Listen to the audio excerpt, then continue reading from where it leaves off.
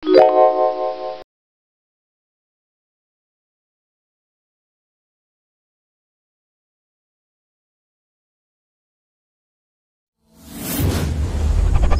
to Mahir Trading Live.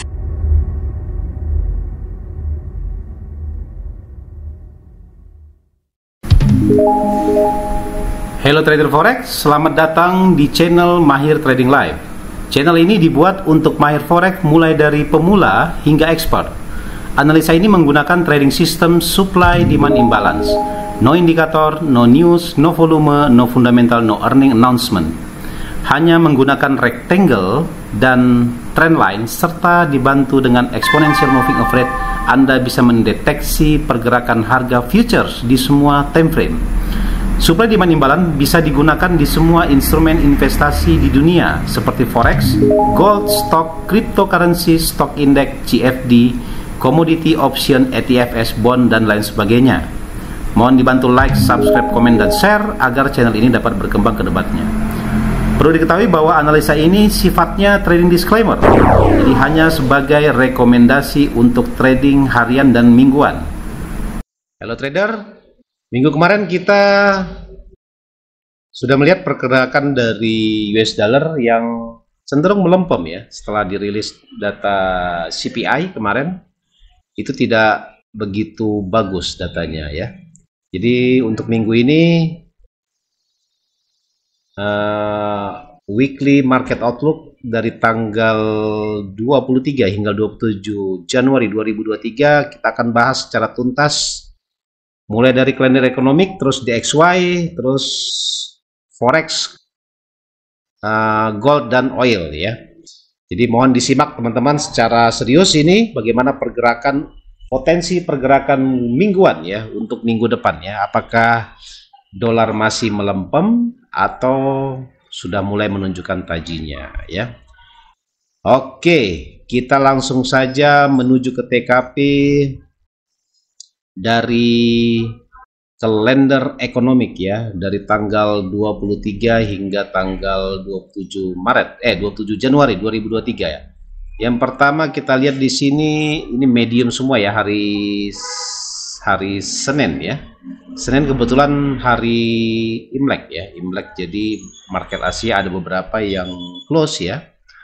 Terus kita pantau terus ke bawah, Seninnya medium dan low saja. Ini ada consumer confidence bulan Januari cenderungnya menguat ya di sini ya, tapi masih medium impact.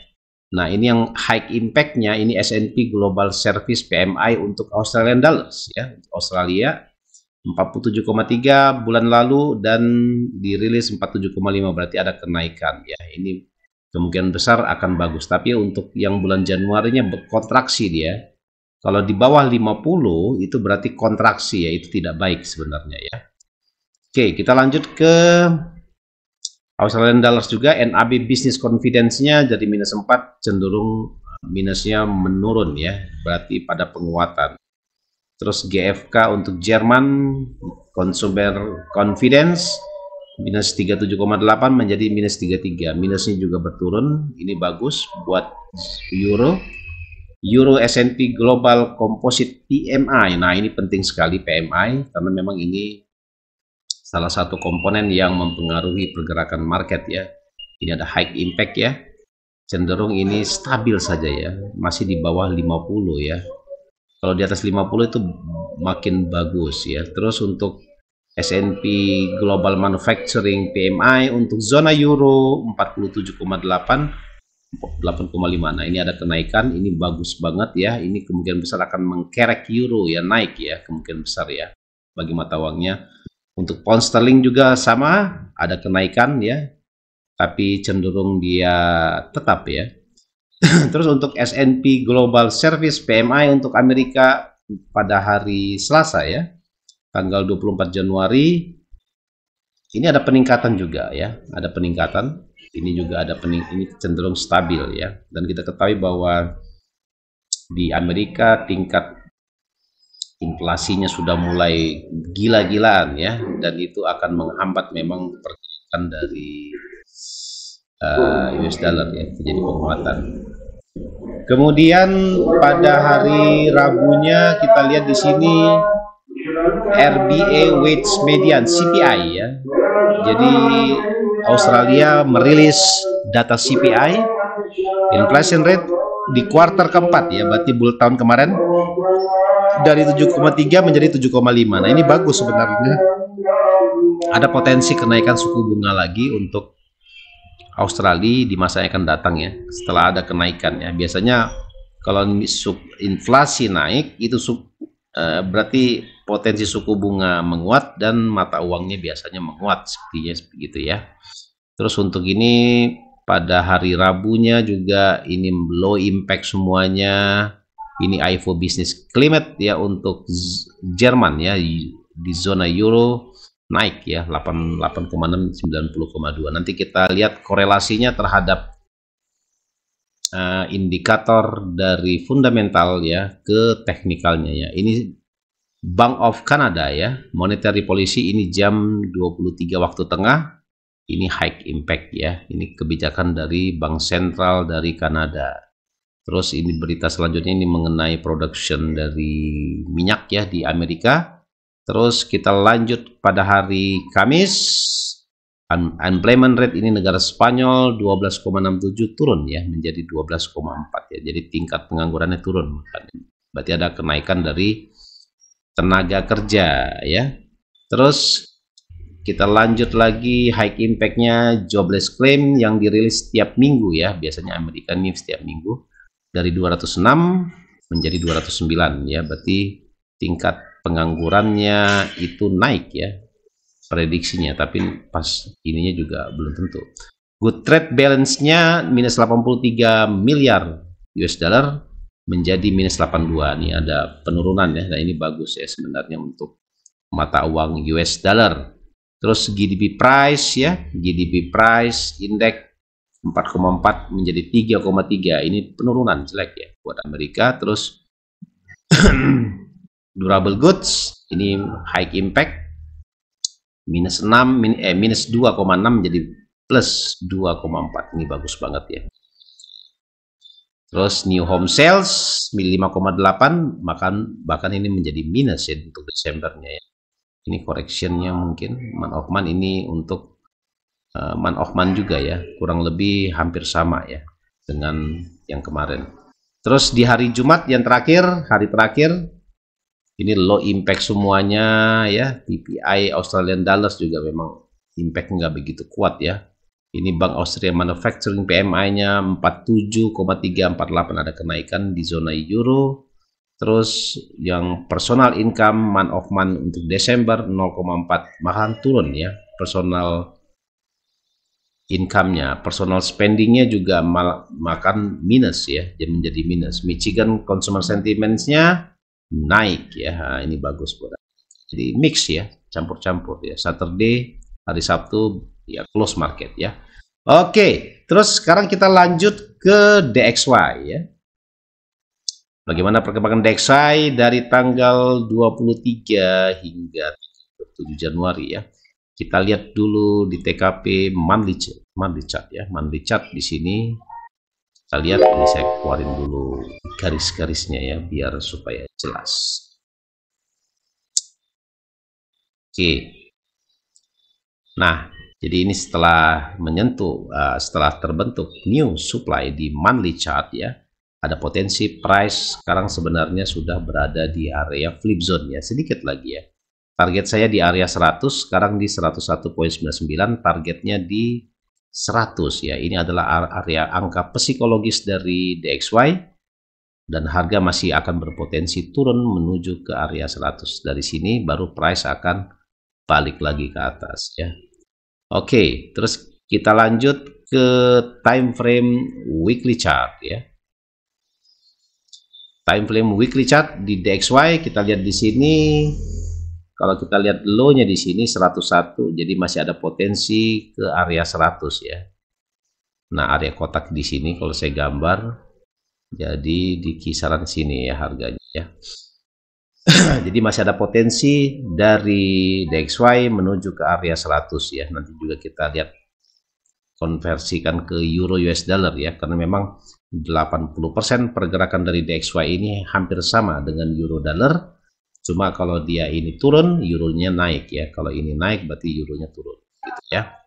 Terus kita lanjut ke time frame yang terkecil lagi, yaitu time frame daily chart.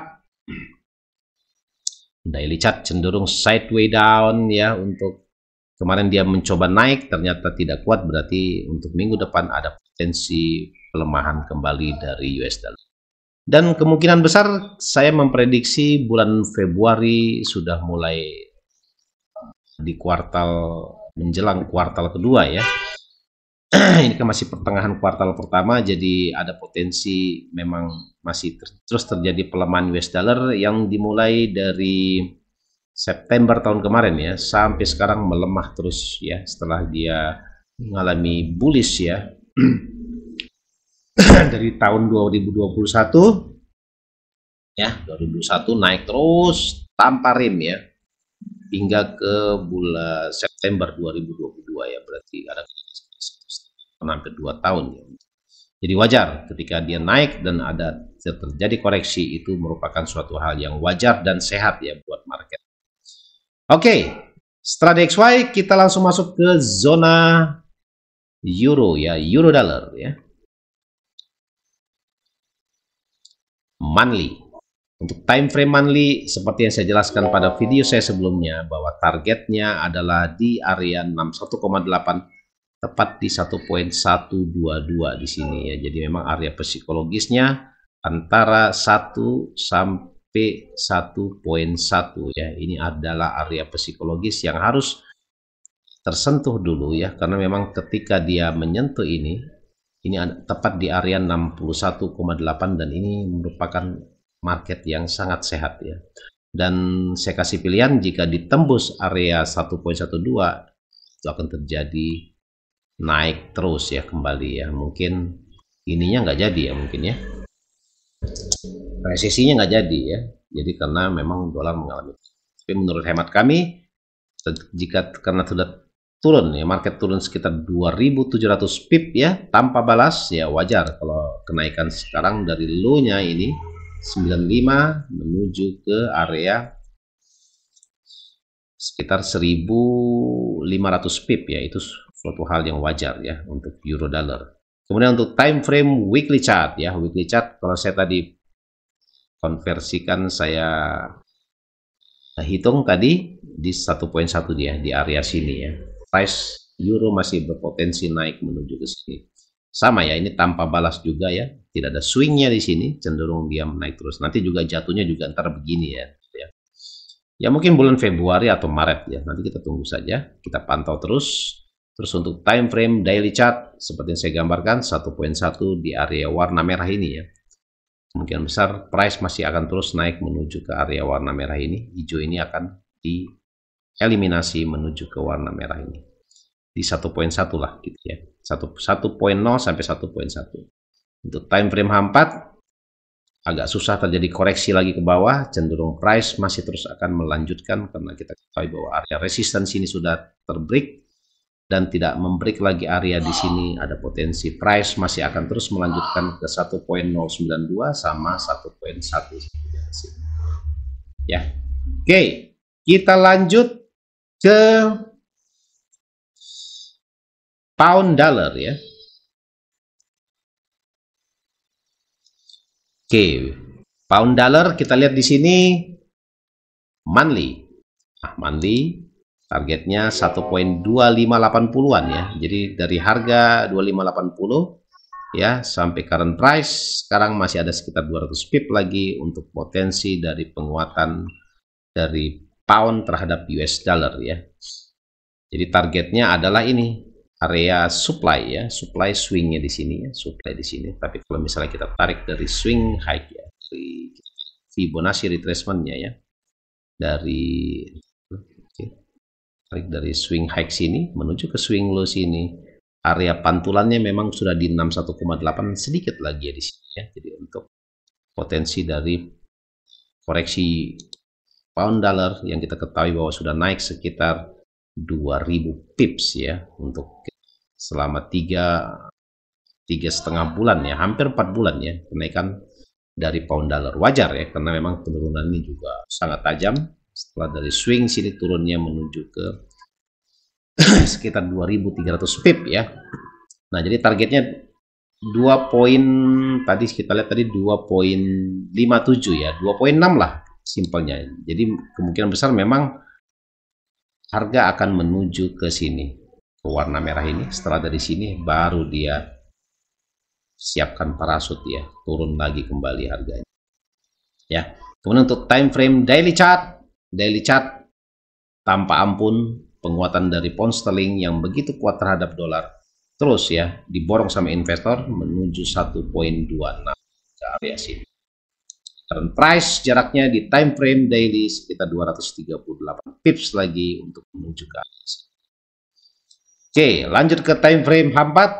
Sama halnya seperti yang saya jelaskan tadi, di time frame daily targetnya adalah yang terdekat di area sini 2680. Jadi masih ada sekitar 200 pips lagi ya, kiri ya sana ya, jauh sekali memang time frame 4. Jadi masih bullish ya, jadi jangan ngambil sell dulu, ambil buy dulu ya. Oke, terus kita lanjut ke Aussie dollar ya, monthly. Kalau kita lihat yang saya jelaskan seperti minggu kemarin, memang harga sudah berada di area supply. Menurut hemat kami maksimal dia ini tadi sudah tersentuh sini area supply-nya juga, dan masih berkutat di sini aja, dia nggak bakalan kemana-mana, masih cenderung tinggal menunggu kabar dan dia akan drop ke bawah. Terus untuk time frame weekly chart maksimal di 0,7 memang ya, memang di area-area sini memang. Area sini saya tidak yakin di sini tersentuh, yang warna merah ini tersentuh kembali, agak susah ya tersentuh ya sini ya. Dia masih bergerak di area warna hijau sini ya. Jadi harga kemana-mana, mungkin sideway up, cenderung gerakan tidak begitu kuat ya. Kemudian untuk time frame daily chart 0,71, nah inilah areanya, sekitar masih ada sekitar 200 pips lagi, memang suatu hal yang wajar ya. Oke ya, jadi ya memang di situ. Terus untuk time frame H4 0,7, ini warna hijau ini ya, maksimal di 0,71 200 ya untuk time frame H4, dan ini cenderung dia akan terus naik ya untuk minggu depan kemungkinan besarnya ya. Ingat, ini trading disclaimer ya, kami tidak bertanggung jawab terhadap potensi kerugian yang Anda terima setelah menonton video ini, karena ini hanyalah sebagai bahan edukasi saja ya. Kiwi dollar monthly, kita lihat sama halnya seperti Aussie ya, maksimal masih ada potensi harga menuju ke warna merah ini ya, masih ada sekitar 300 pip ya, berarti 0,67 ini possible banget ya, 235 masih bisa menuju ke arah sini ya. Oke, terus kita lanjut lagi untuk time frame weekly chart ya. Time frame weekly chart, kita lihat di sini price sudah menyentuh area demand dan price sudah menyentuh area supply ya, dan ada potensi harga terus akan untuk Kiwi dollar menuju ke poin 0,67, ini hilang lagi dia nih.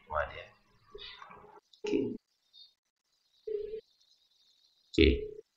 0,67 ini area kotak ini nih ya, warna merah ini maksimal ke sini dia.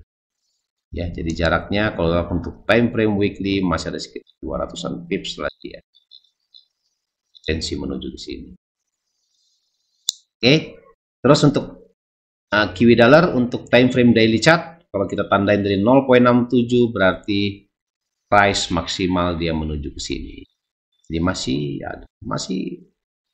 ini ya, setelah dia tereliminasi terbentuk new demand di sini, untuk time frame daily price masih berpotensi naik ke atas. Oke. Terus untuk Kiwi dollar time frame H4 sama seperti yang saya jelaskan tadi 0,66 ya, bertahap dulu ya, sini terus ke sini dan maksimal ke sini. Ini dia sudah mulai menanjak dia harganya dan masih terus akan naik. Oke, sekarang kita menuju ke indirect currency adalah dolar yen monthly. Untuk time frame monthly, seperti yang saya jelaskan pada minggu kemarin, dia akan menuju ke area flip zone sini ya, di area 122 hingga 125.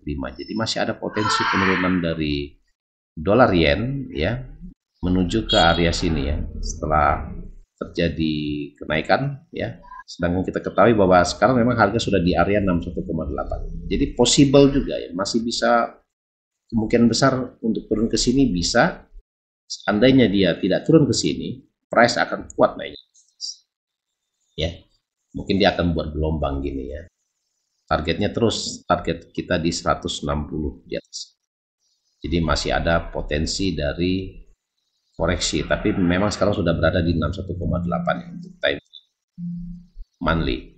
Untuk weekly chart, ya, kita lihat sini.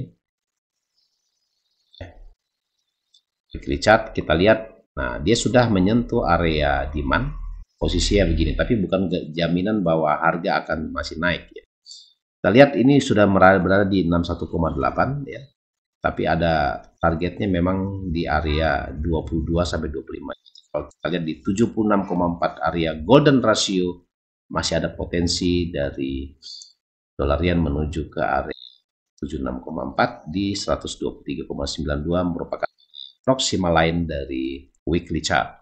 Kemudian untuk time frame daily, nah ini memang agak sulit dia ya, naik sini dia terus turun, cenderung kemungkinan besar dia naik dulu ke area supply di sini baru dia akan drop lagi menuju ke 125.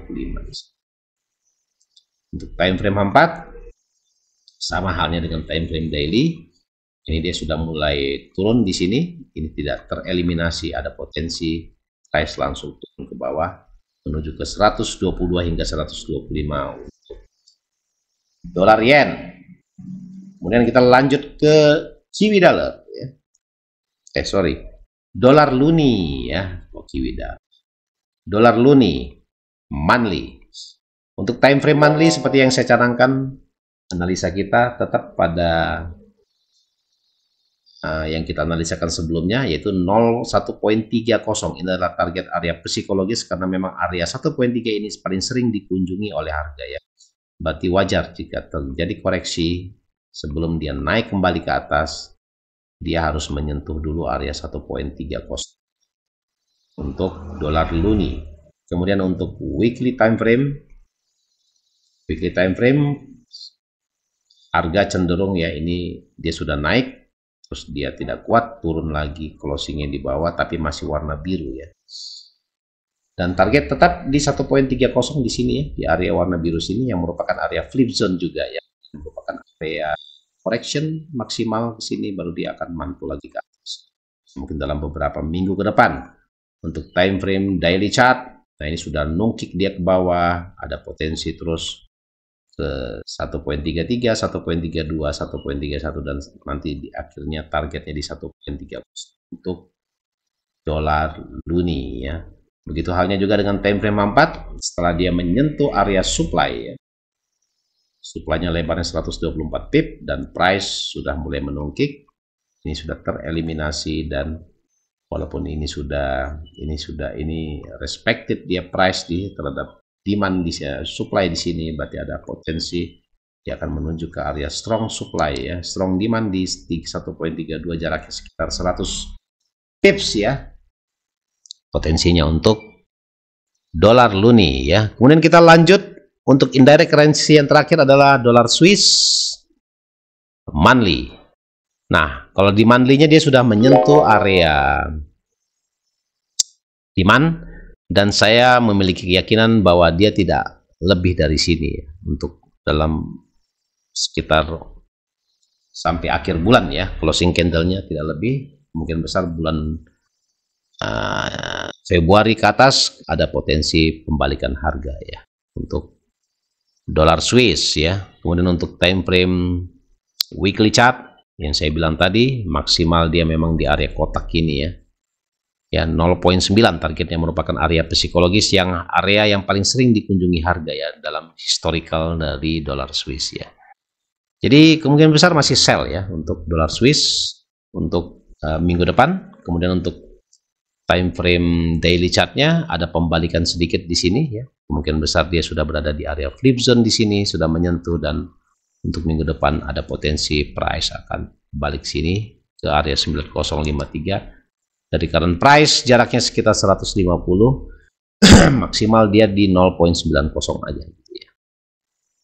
Time frame H4 juga begitu.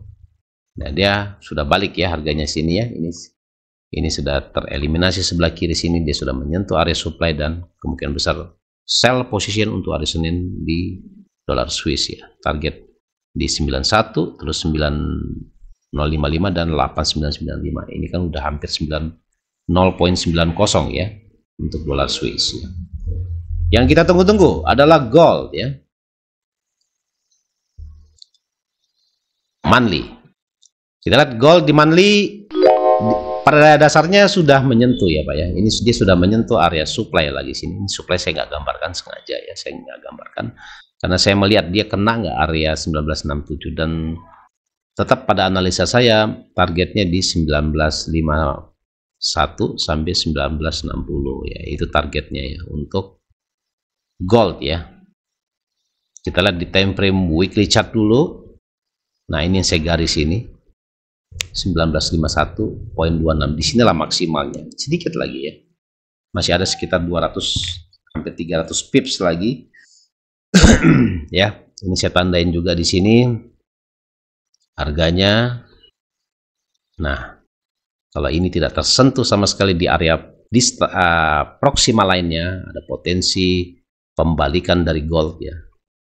Mungkin di Februari atau Maret ya baru dia terjun bebas ya. Siapkan aja parasutnya ya untuk gold ya. Terus untuk time frame daily chart, nah ini ada engulfing yang sudah terjadi pada hari Kamis. Ini koreksi hari Jumat yang tidak begitu kuat ya. Ada kemungkinan besar maksimal mungkin untuk hari Senin dia balik dulu ke sini, dia sentuh dulu area demand, baru dia akan naik lagi ke area supply ya, ke 1950. Ya mungkin butuh waktu seminggu mungkin ya ke sini ya. Dia turun dulu 1-2 hari, baru dia akan naik ya di 3 hari kemudiannya. Yang terakhir untuk time frame H4 ada potensi pembalikan dulu. Ini kita lihat correctionnya kemungkinan besar di 61,8 dan 76,4. Berarti Anda siap-siap melakukan posisi buying position di area 1910 ya, 1910. Targetnya TP-nya di 1942 dan 1950 maksimal di area ya untuk gold ya. Terus yang terakhir adalah XTI atau oil monthly ya. Untuk monthly target di 89,02 ya. Targetnya price akan kembali ke sini, dari sini baru dia akan turun lagi ke area warna biru sini ya. Untuk oilnya ya. Udah wajar ya, karena memang seluruh ini pada correction semua ya. Kalau area 89 dia sudah di area 76,4, wajar terjadi correction setelah dia mengeliminasi area di sebelah kiri di sini, dan wajar price naik dulu ke area supply, dari supply dan dia akan kembali lagi ke 67 lagi kembali ya, melewati low-nya ini yang di area 70-an ya.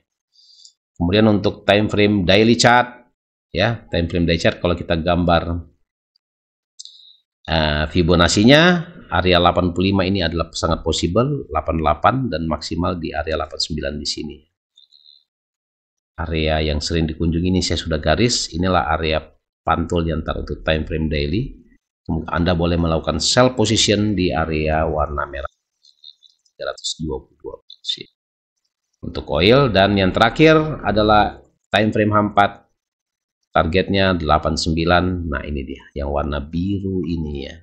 Sebelum ini dia akan melewati dulu 84,4 dan 86,23 sebagai area proximal line dari oil.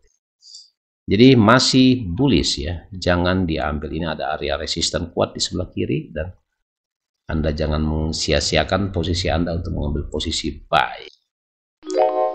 Oke, selesai semuanya kita bahas tadi, mulai dari kalender ekonomik, terus forex, gold, dan oil ya. Semoga bermanfaat buat teman-teman.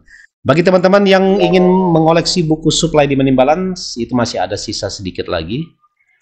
Ada link di kolom deskripsi, saya sudah tulis di situ. Silakan diklik. Anda bisa pesan melalui Shopee ataupun Tokopedia, bisa diangsur selama 12 bulan maksimal ya. Semoga bermanfaat. Sekian, terima kasih. Jaga MM. Wassalam. Thanks for watching.